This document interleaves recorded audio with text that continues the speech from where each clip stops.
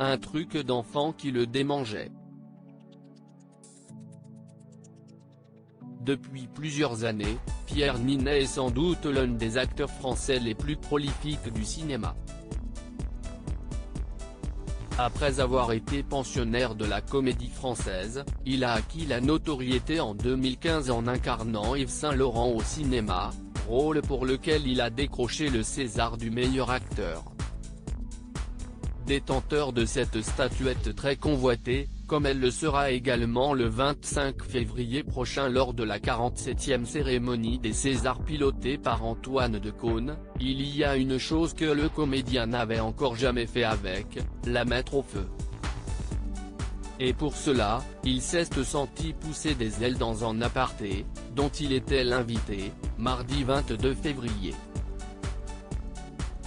Depuis tout à l'heure j'ai envie de faire un truc d'enfant, une bêtise, mais je crève d'envie de mettre ça dans le feu, a-t-il ainsi au détour de son interview, avant de placer la statuette dans la cheminée, sur le plateau.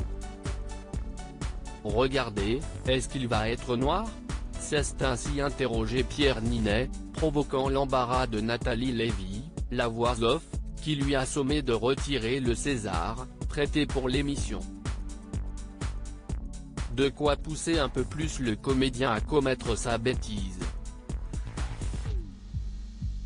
Oui mais justement, je sens que ça va vous mettre un tout petit peu dans la merde, et j'ai un tout petit peu envie de voir, a-t-il lancé, avant de retirer l'objet du feu.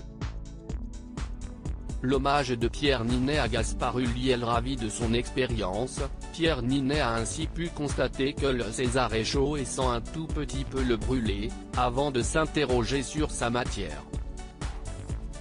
Et il ne s'agit ni plus ni moins que de cuivre, recouvert d'une dorure, Nathalie Lévy précisant qu'il s'agit d'une statuette made in France qui nécessite à elle seule pas moins de 15 heures de travail. 15 heures ?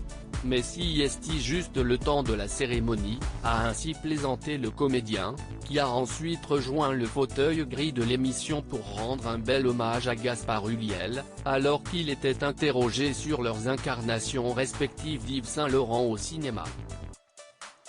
Il a toujours été vraiment d'une élégance et d'une bienveillance, d'une gentillesse totale, et puis c'était quelqu'un avec un très grand cœur, et ça me fait vraiment bizarre de parler de lui au passé, a-t-il ainsi confié. Loading Widget.